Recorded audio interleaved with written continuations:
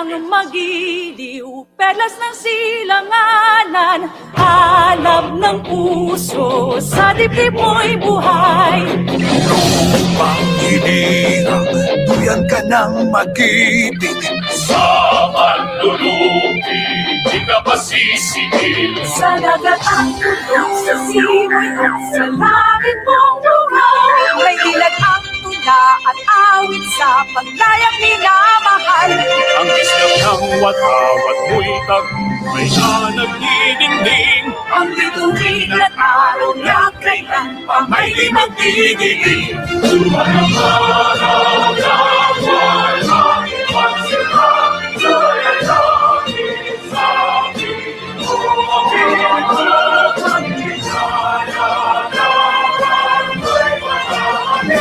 Ang mga tay ng dahil sa'yo.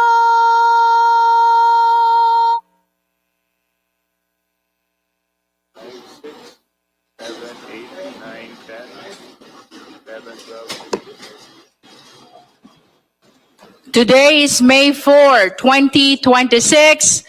The hearing of the Committee on Justice is hereby called to order.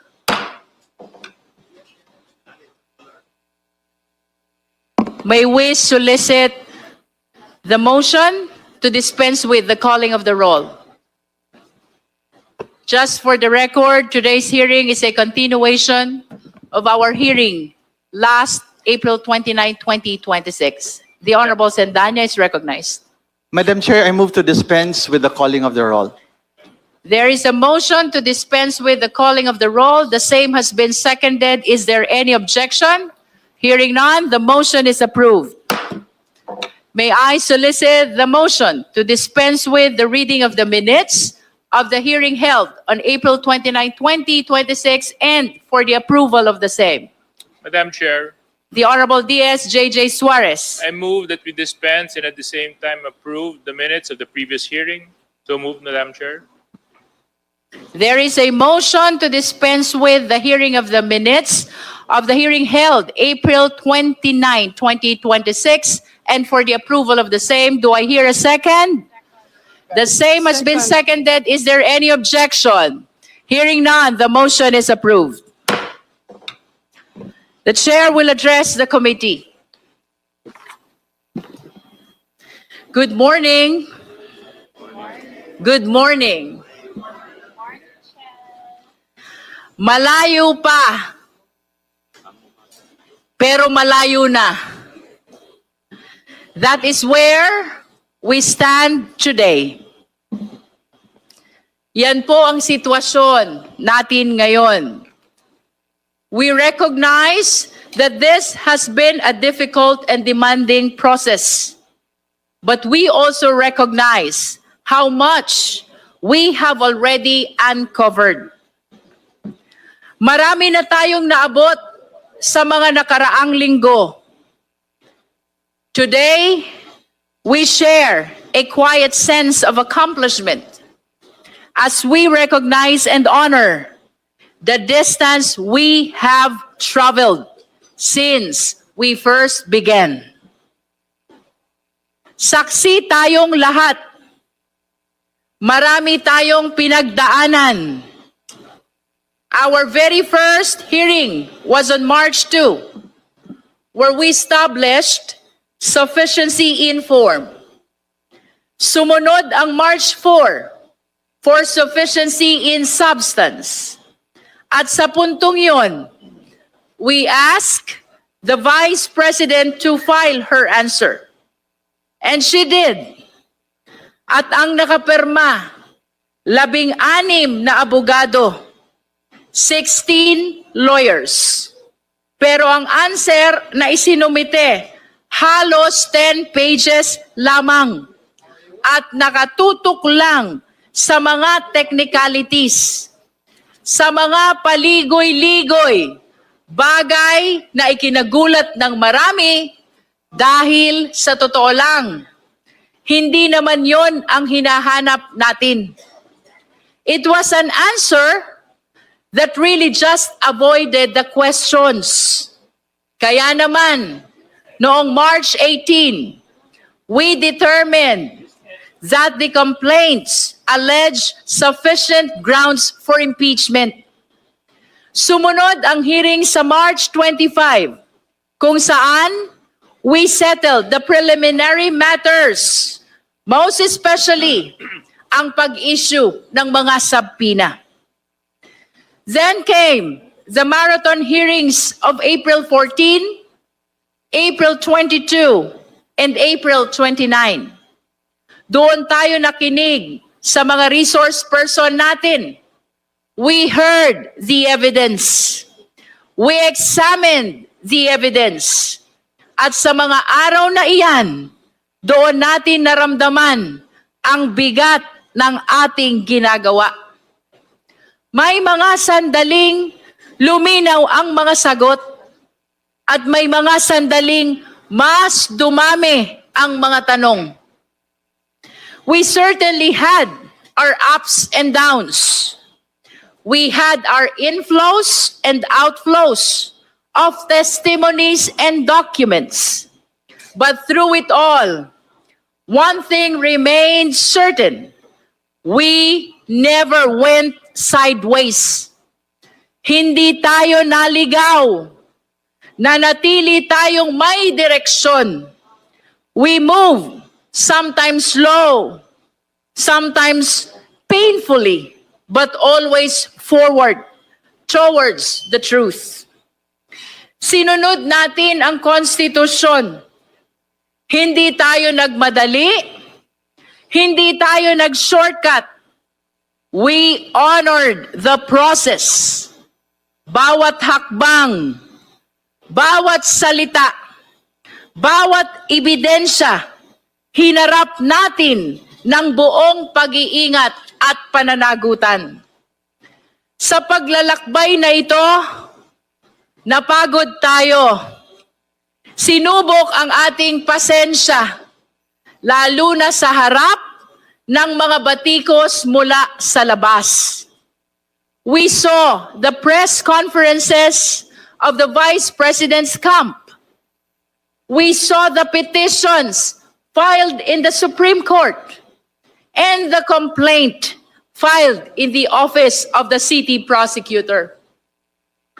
Opo, maraming hakbang ang ginawa upang pigilan ang prosesong ito. Pero sa kabila ng lahat, hindi tayo natinag. For in the end, it is not the absence of struggle that defined us, but the refusal to lose our way, the discipline to stay the course, and the clarity to never lose sight of where we are going. At noong mga nakaraang pagdinig, we have seen the evidence. Ito ang mga nakita at narinig natin. Una, ang testimonya ni Ramil Madriaga na base sa ebidensya, mas kilala sa pangalang Sir Ram. Pangalawa, ang mga misteryosong envelopes at ang mga questionableng resibo. Pangatlo, ang paliwanag ng NBI tungkol sa magkakaibang pangalan, ngunit iisa ang pirma. Pang-apat, ang sertipikasyon ng PSA na walang record ang mga pangalang katulad ng Mary Grace Piatos. Pang-lima, ang COA findings na nag-uutos ng refund na 73 million at 375 million. Pang-anim, ang ulat ng AMLC patungkol sa 6.7 billion na mga transaksyon. Napakalaking halaga na dumaloy sa mga account ng Vice Presidente at ng kanyang asawa. Pang-pito, ang mga natuklasan ni former Senator Antonio Trillanes IV na ang malaking bahagi ng kayamanang ito ay may kaugnayan sa illegal drugs. At ang mas nakakagulat, ang pahayag na ito ay tumutugma sa record ng AMLC. Pangwalo, ang mga dokumento mula sa SEC na nagpapatunay na walang kinikita ang mga kumpanya ng Vice-Presidente kahit na natili siyang aktibo sa isa sa mga kumpanyang ito, nang ibig sabihin ay pinagsabay niya ang pagiging Vice-Presidente at pagpapatakbo ng negosyo. At nitong huling pagdinig lamang, noong April 29, dalawang bagay naman ang napag-usapan natin. Una, ang selyadong kahon mula sa BIR na sa kabila ng matinding debate, hindi muna natin binuksan kahit nasa kapangyarihan naman natin na buksan ito. Sabi nga ni Deputy Speaker Janet Guerin, ang puso natin ay gustong buksan ito, pero ang isip natin nagsasabing huwag muna. At dagdag pa rito, nagpahayag si Congressman Benny Abante, hindi porket kaya nating gawin ang isang bagay, ay dapat na nating gawin. At ang pangalawa, ang mga ebidensya ng pagmumura at ang pag-contract ng assassin. Grabe po itong mga ebidensyang ito, lalo na yung video ng Vice-Presidente. Kong Laila de Lima described it perfectly when she said, noong gabing iyon, nakita natin ang totoong Sara Duterte. Nanlilisik ang mata, halos bumula ang bibig, at lumabas ang dugo sa tenga dahil tila ba sasabog na ang kanyang ulo sa galit. At that point, Congresswoman Janice Digamo once again shared her own painful experience. As a victim of political violence herself, pinaalala niya sa atin na ang banta ng pagpatay ay hindi biro. Ito ay seryosong panganib sa buhay ng tao. Yan po ang lahat ng natalakay natin at pinag-aralan natin lahat ito. Sinuri ang bawat anggulo, katulad ng paalala ni Congressman Brian Poe noong nakaraang pagdinig. Seryoso ang tungkulin nating ito at dapat tratuhin ito na may kaukulang respeto. At sa gitna ng lahat ng ebidensyang ito, sa kabila ng lahat ng diskusyon natin, may isang bagay na hindi nagbago. Ang upuan, ang bakanteng upuan. Sa bawat ebidensya, walang direktang sagot. Sa bawat tanong, walang paliwanag. Naghintay tayo ng salaysay mula sa Vice-Presidente sa ilalim ng panunumpa. Pero ang tanging humarap sa atin ay ang tahimik, ang isang bakanteng upuan. Ngunit mapagtatanto natin na meron na pala tayong hawak na ebidensya mula mismo sa kanya. Hindi na natin kailangang tumingin pa sa malayo. We already have a sworn statement. Isang sinumpaang salaysay. Ang tagal na palang nandito. Ang kanyang salin.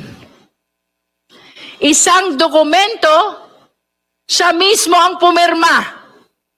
Siya ang nanumpa. At siya ang nagsumite. At malinaw ang nakasaad doon. Walang cash o cash deposit. Ngayon, itabi natin ang salin na iyon sa lahat ng ebidensyang ating naipon. Doon lumabas ang tanong na hindi na natin matatakasan.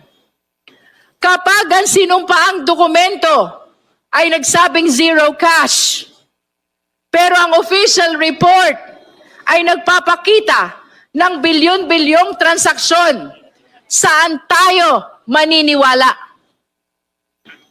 Kaya naman, noong April 29, the Committee on Justice decided that we have seen enough. No need to extend. No need to give one more chance to someone who refuses to attend. Sabi nga ni Congressman Percy Sendanya, hindi na kailangan ng makeup class ang laging nagkakating class. By a unanimous vote, this committee found probable cause to impeach Vice President Sara Z. Duterte for culpable violation of the Constitution, bribery, graft and corruption, other high crimes, and betrayal of public trust. That brings us to today. Ngayon, May 4. Kukumpirmahin natin kung anuman ang mga nangyari noong nakaraan sa pamamagitan ng isang committee report. We are therefore here to finalize the committee report along with the attached resolution setting forth the articles of impeachment. Our task is to approve these documents and transmit everything to the plenary. This is our mandate under the rules. Tayo ang Committee on Justice. Bukod tangi ang komiting ito dahil sa buong listahan ng mga komite sa Kongreso, tayo lamang ang tanging binanggit at binigyan ng partikular na mandato ng ating konstitusyon. We were given that name for a reason. Today, we hope we have lived up to that name, Committee on Justice. Para sa hustisya, sana naibigay natin ang hustisya sa mga complainant. Hustisya sa Vice Presidente sa pamamagitan ng tamang proseso. At higit sa lahat, hustisya sa sambayanang Pilipino. Sana ay panindigan natin ang pangalan ng committee natin. But more than that, I want to take a moment to acknowledge the people behind this work. Hindi biro ang pinagdaanan nating lahat, lalo na ang kapal ng mga dokumentong binasa at sinuri natin. Sa mga resource persons, salamat sa pagharap ninyo dito sa komite. To our colleagues in this committee, thank you so much. Sa ating secretariat at sa mga staff na hindi nakikita sa kamera, pero sila ang naging pundasyon ng bawat hearing. Maraming salamat sa inyong lahat. And to the Filipino people, maraming salamat po sa inyong pagsubaybay. Ngayon, habang tinitimbang natin ang bigat na mga susunod nating hakbang at ang mga posibleng pagsubok na haharapin natin, may isang katotohanang dapat nating alalahanin. Hindi tayo magsisimula sa wala. Ang bawat hakbang natin ay hindi na pabalik, kundi padiretso sa katotohanan. Malayo pa, pero malayo na. Mahaba pa po ang tatahakin nating landas patungong plenaryo at patungong Senado. Ngunit hindi na tayo nangangapa. Marami na tayong naungkat. Marami na tayong naisiwalat. At hindi natin hahayaang masayang ang lahat ng ito. Kailangang ituloy ang proseso because this is what justice demands. Because only then can we truly achieve accountability. Kapag may public official na nagkaroon ng seryosong paratang, huwag nating baliwalain, huwag nating palampasin. Kapag may kailangang ipaliwanag, huwag tayong titigil hanggat lumabas ang katotohanan. Let us pursue this to its logical conclusion. Otherwise, the cycle of impunity will only repeat. Because we owe it to the next generation of Filipinos to show them that no one, no matter how powerful, no matter the title, is above the law. Huwag nating hayaang masanay ang ating bansa sa kultura ng pagkalimot. Because if we let up now, we fail the very Constitution we swore to protect. Let us therefore move forward with heavy hearts but clear minds. If the Vice President is guilty, let the truth convict her. If she is innocent, let the process clear her. But let it be done through the light of justice, not the shadows of silence. Ituloy na natin ang huling hakbang ng yugtong ito para sa katotohanan, para sa sambayanang Pilipino. Esteemed colleagues, beloved countrymen, malayo pa, pero kahit papaano, sa totoo lang, malayo na. Maraming salamat po. At this juncture, may we direct the committee secretary to manifest to the committee whether the committee report, the attached resolution, as well as the articles of impeachment have been sent to the members of the Justice Committee, the respondent Vice President, as well as the complainant. Comsec.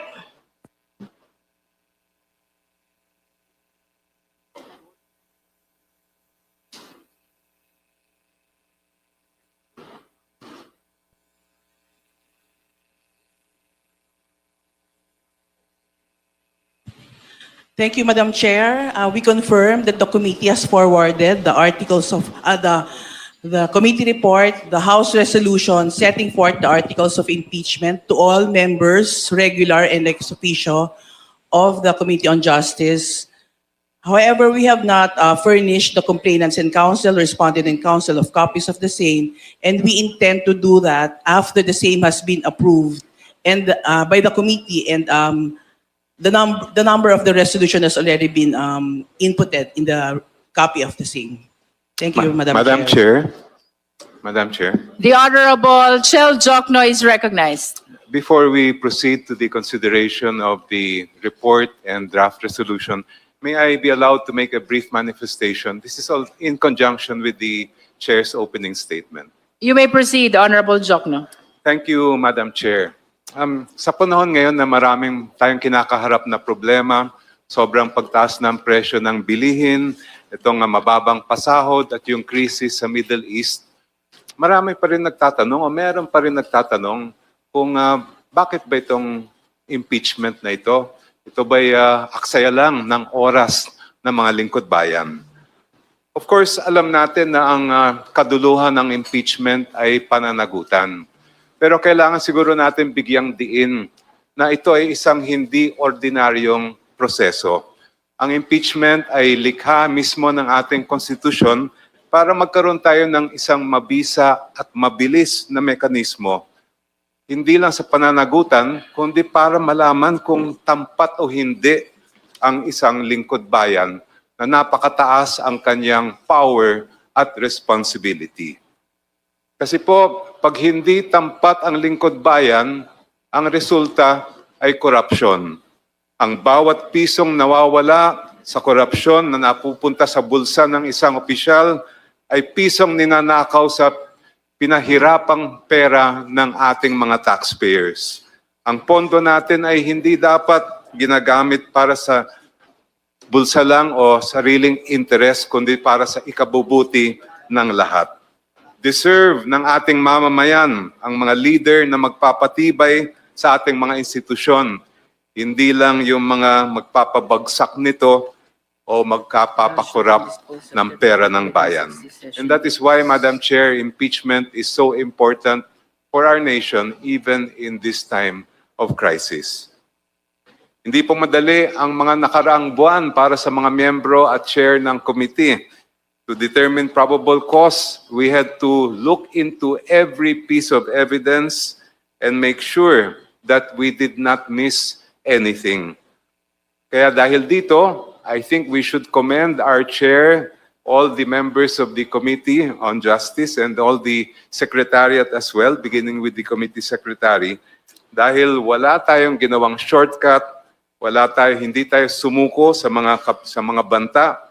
We did the work that the Constitution required of us. Kaya po sa pag-usad ng impeachment case, huwag sana natin kakalimutan.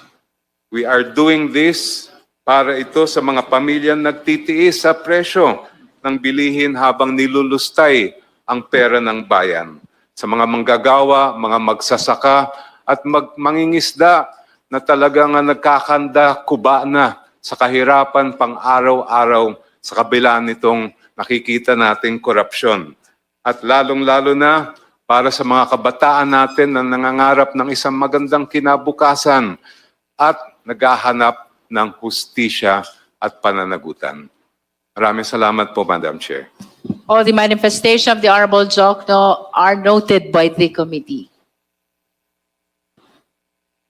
Now we are formally opening the floor for our agenda for today's hearing. That is the approval of the committee report with the attached resolution setting forth the articles of impeachment. Madam Chair. The Honorable DSJ Suarez is recognized. Madam Chair, insofar as every member of the committee has been given a copy of the committee report, I move for the approval of the committee report and the attached resolution setting forth the articles of impeachment against the Vice President, Sara Duterte. So moved, Madam Chair. Madam Second, Chair. Madam Chair. Madam Chair. Before we take up the motion, let us acknowledge first the Honorable Laila De Lima. Thank you, Madam Chair. Just like the rest of the members of the committee, this representation received the final drafts of the three documents. The committee report, the resolution setting forth the articles of impeachment, and lastly, the articles of impeachment itself, which is supposedly to be attached to the resolution setting forth the articles of impeachment. Since yesterday, I submitted to the committee secretariat piecemeal certain proposed revisions or corrections on these three documents. And this morning, I again submitted to the committee secretariat and even to the office of the Honorable Chair the final set of my proposed revisions or corrections, consisting mainly of clerical or typographical errors and even some substantive errors, but mostly clerical or typographical errors for the consideration of the committee before the final approval of the same. Thank you, Madam Chair. I would have wanted to make a manifestation individually of those proposed revisions, but it might take time So I'm just making that general manifestation of my submission of those proposed corrections or revisions. Thank you. In response to the honorable dilemma, may we place it on record that all the requests for clerical and typographic corrections to the committee report have been adopted already by the Secretariat, only that we do not have the luxury of time to reproduce to such number of copies to provide all members present today with a revised copy of the committee report. But let it be placed on record that all the requests for corrections of clerical and typographical error have been adopted by the Secretariat. Madam The Honorable Chair, Jokno is recognized. Madam Chair. I have a few substantive matters I'd like to move for Amendment 2 insofar as both the report and the attached articles are concerned. First, Madam Chair, on page 7 of the draft House resolution, it states at the bottom of page 7, and I quote, Respondent Vice President Duterte committed culpable violation of the Constitution and betrayed the public trust by committing plunder and or malversation, graft and corruption, and other high crimes. And I emphasize this part, in amassing and converting the amount of not less than 100, I'm sorry, I'm referring to page 6, I stand corrected, which states that the Vice President committed corruption, etc., in amassing and converting the amount of not less than 500 million pesos from the confidential funds allocated to the Office of the Vice President for the years 2022 and 2023. Madam Chair, my concern here, and I'm making this motion to make this consistent with the attached articles, is that if you look at the record of the Commission on Audit, the first 125 million pesos given to the Vice President in 2022, only 73 million pesos of the 125 million was disallowed. And that was also the subject of the appeal made to the Commission on Audit and Bank. If we say not less than, we may be able to prove that there was amassing and converting of around 435 million, if my addition is correct, but it may not reach the amount of 500 million. So to avoid any technicalities later, that there may be objections that we did not prove not less than 500 million, I move that we simply adopt what the language found in the attached articles of impeachment, which state, and I quote, systematic misuse, misappropriation, and irregular liquidation of confidential funds amounting to 500 million, etc. That way we cannot, we will avoid any kind of technical objections to the draft resolution.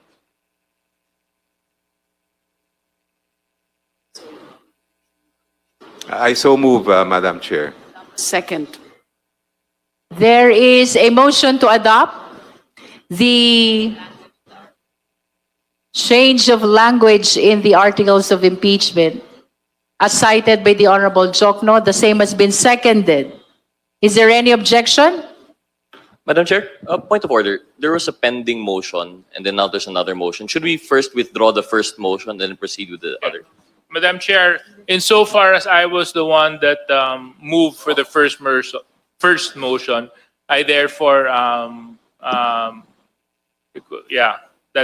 we consider first the proposed amendment before we act on my earlier motion. For the record, the earlier motion for the approval of the committee report with the attached resolution setting for the articles of impeachment has been withdrawn. Now let us take up the motion of the Honorable Jokno. There is a motion for the change of language in the articles of impeachment. Point of information, Madam Chair. In the committee report, Yes. so as to make it consistent to the documents of the Commission on Audit.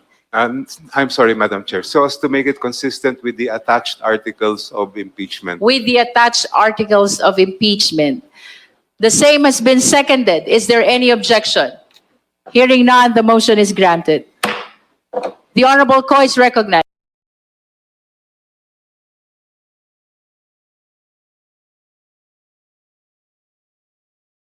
Madam Chair, I'm sorry, just one more, if I may. This has to do with the page 4, bottom to page 5 of the attached articles. If of I impeachment. may interrupt Honorable Jokno, you can manifest or raise the motion to include all subject matter of your correction so that we will approve it in one motion only. If I may, Madam Chair, this pertains to another matter contained in the articles itself that are attached to the House resolution that we are to approve Okay, this morning. please proceed, Honorable Jokno. Very briefly only, paragraph at the bottom of paragraph 5 of the articles of impeachment, it states, the foregoing scheme is amply established by documentary records, etc., including the following. And at the top of page 5, it states, letter A, records of hearings before the House of Representatives Committee on Good Government and Public Accountability bear multiple sworn testimonies attesting to irregularities in the handling of confidential funds. Witnesses testified, among others, that special disbursing officers merely release funds upon instruction without knowledge of their ultimate use, that officials were made to sign liquidation reports without being shown supporting documents, and that the alleged beneficiaries of certain expenditures categorically denied receiving any funds. If I may, Madam Chair, if we go back to the records of the testimonies taken before the Committee on Good Government and Public Accountability, it was admitted by no less than the Special Disbursing Officer of the OVP, Ms. Gina F. Acosta, that on December 20, 2022, she turned over 125 million pesos in cash in confidential funds in 4 duffel bags to Colonel La Chica, who is not in the regular or proper chain of disbursement. I would move, Madam Chair, that we simply add the term to persons outside the proper disbursement channels. At the end of after the comma, I quote, witnesses testified, among others, that special disbursing officers merely release funds upon instruction to persons outside the proper disbursement channels without knowledge of their ultimate use. So just that phrase, Madam Chair. I so move. Second. The hearing is temporarily suspended.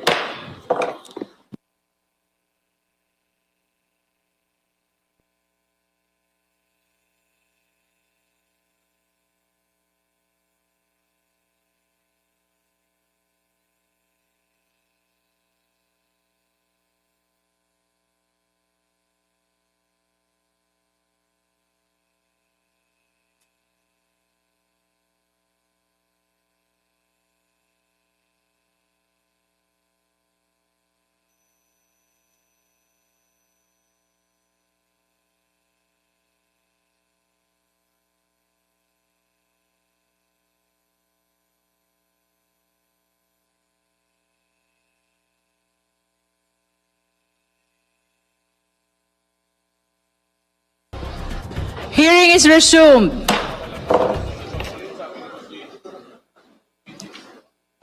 We recognize the Honorable Chel Jokno.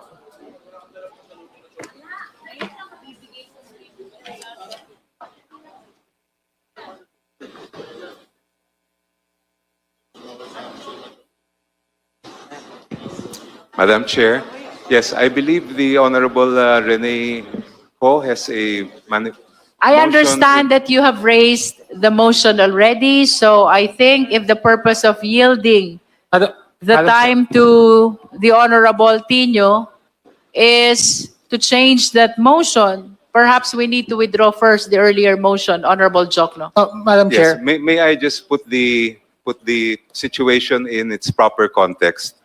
The paragraph found in page 6 of the House resolution states, and I quote, Respondent Vice President Duterte committed the foregoing impeachable offenses.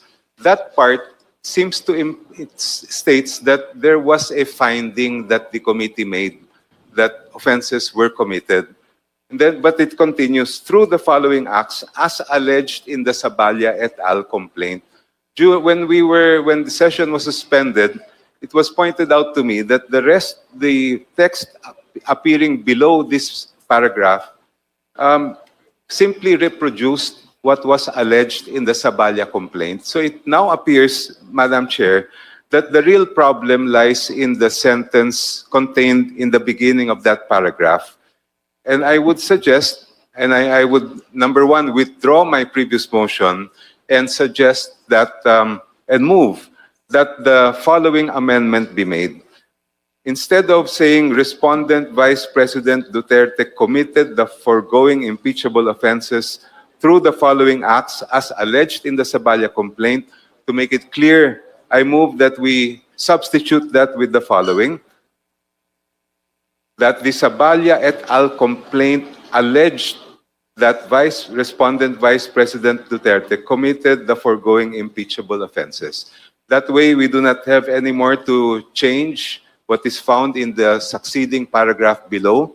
Yung pong kanina pinag-usapan natin, amass and convert, we can retain that and just simply amend the first paragraph that I just mentioned. Thank you, Madam May I Chair. request the Honorable Jokno to kindly withdraw first the earlier motion? I respectfully withdraw the earlier motion to amend that portion stating amassing and converting. And I now move, Madam Chair, that we amend the earlier paragraph. I will read it as written in the resolution. Respondent Vice President Duterte committed the foregoing impeachable offenses through the following acts as alleged in the Saballa et al. Complaint. I move that that sentence be amended as follows.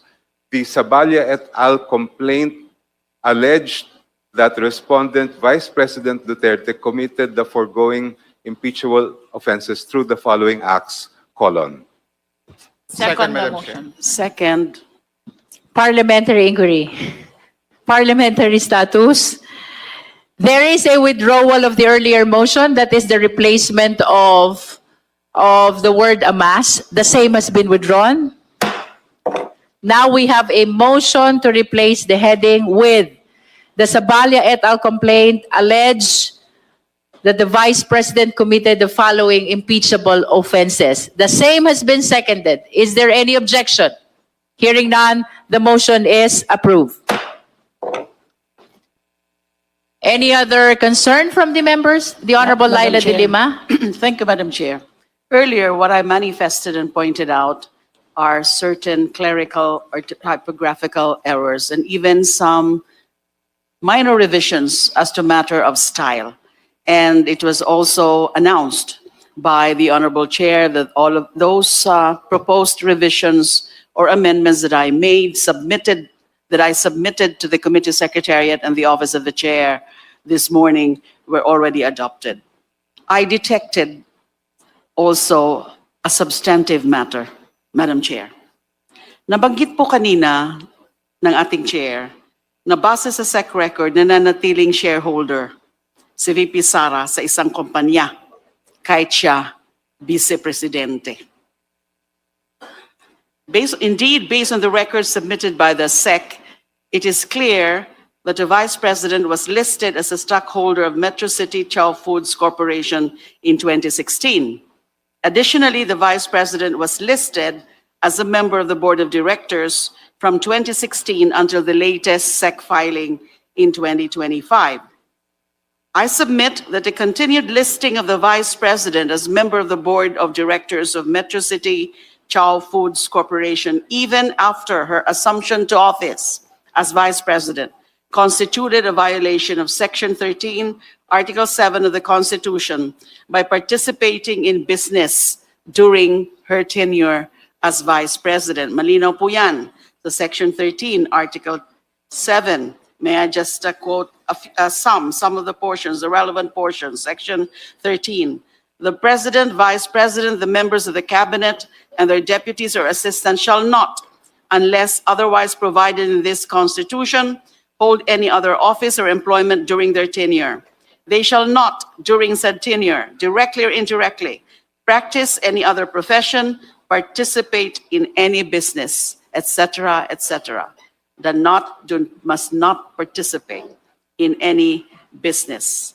Accordingly, Madam Chair, I propose and move that a subheading under Article 2 of the Articles of Impeachment be inserted on page 10. Pagkatapos po ng subheading B, kasi so far in the current version of the Articles of Impeachment, meron pong dalawang subheadings under Article 2, A and B. May I propose to add a subheading C, letter C, failed to divest all her business interests based on the records of the Securities and Exchange Commission, or SEC, during her tenure as Vice President for the years 2022, 2023, 2024, and 2025. Also, accordingly, the following allegations must be added after the last paragraph of page 20. Dun pa rin po yan sa Articles of Impeachment. Respondent failed to divest all her business interests based on the records of the SEC during her tenure as Vice President for the years 2022, 2023, 2024, and 2025. And I must say, Madam Chair, that all other relevant provisions or relevant portions of the committee report, the resolution, and the articles of impeachment be made or be revised to include this point, this matter about the respondent failed to divest all her business interests based on the records of the SEC during her tenure as Vice President for the years 2022, 2023, 2024, and 2025. I so move. Second, Madam Chair. There is a motion to add to Article 2 of the Articles of Impeachment, the non-divestment of the Vice President of her business interests from 2022 to 2025, including in all parts of the said article. The same has been seconded by the Honorable Zamora. Is there any objection? Madam Chair, also the committee report and the resolution, just the relevant portions where pwede pong ipasok itong sentence na ito, itong part na po, itong matter pong ito about failure to divest. The motion to amend pertains to both the articles of impeachment and the committee report, for as long as there are relevant portions where the non-divestment of business interest must be stated. The said motion has been seconded by the Honorable Zamora. Is there any objection? Hearing none, the motion is approved. Madam Chair,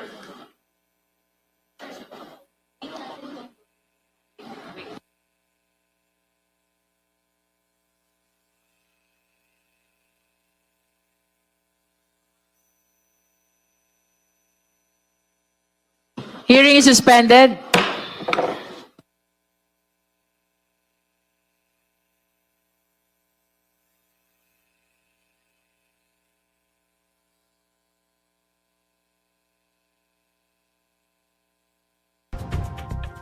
Hearing is resumed. Madam Chair. The Honorable Tino. Madam Chair, I propose just an addition to the articles of impeachment, if I may, Madam Chair. What article, to be specific? I mean, just the wording in page 4. This is regarding the confidential funds, where it says, witnesses testified, among others, that special disbursing officers merely released funds upon instruction. I just propose that we add upon instruction of the respondent. Para malinaw po, kasi yun ang pinaka-importanting detalye dyan. Yun lang po, Madam Chair. I so Can you move. formalize? Okay. There's a motion to insert in the discussion of confidential fund in the articles of impeachment the phrase upon instruction of the Vice President. Second. The same has been seconded by the Honorable Zamora. Is there any objection? Hearing none, the motion to add is granted.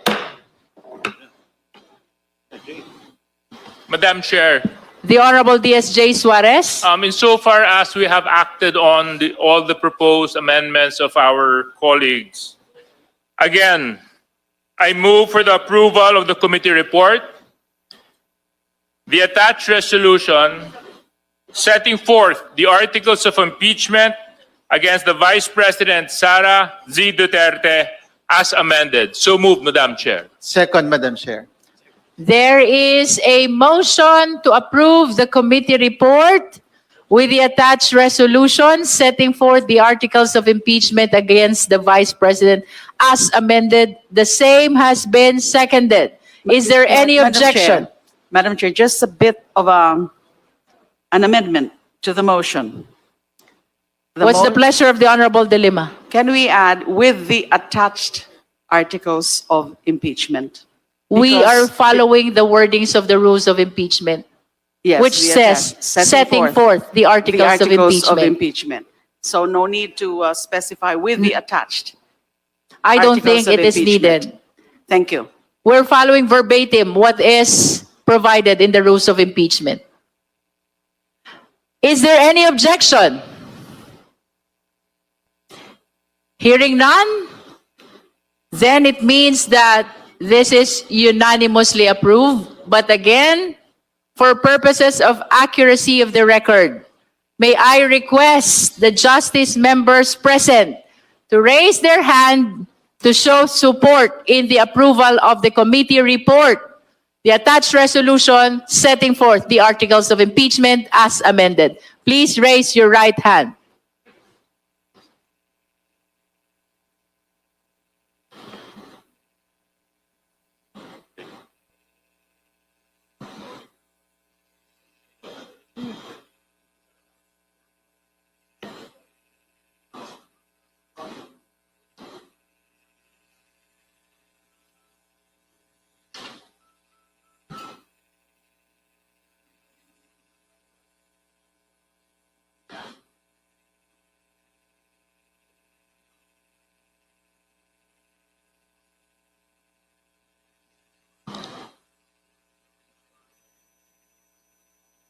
Oops.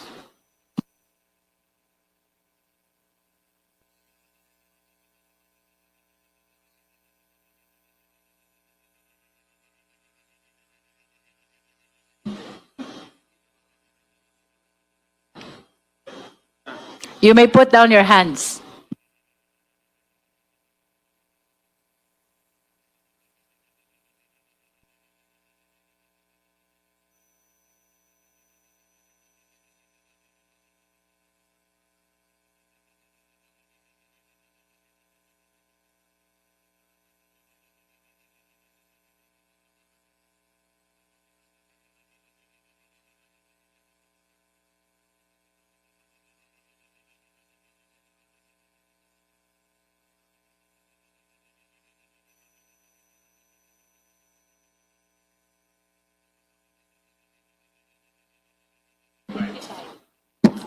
Let it be placed on the record that 55 out of 55 justice members physically present manifested their support to the approval of the committee report, to the attached resolution setting forth the articles of impeachment as amended. The chair therefore declares the motion unanimously approved. Madam Chair. Madam Chair. The Honorable Ko. Madam Chair, may I briefly explain my vote and express a reservation?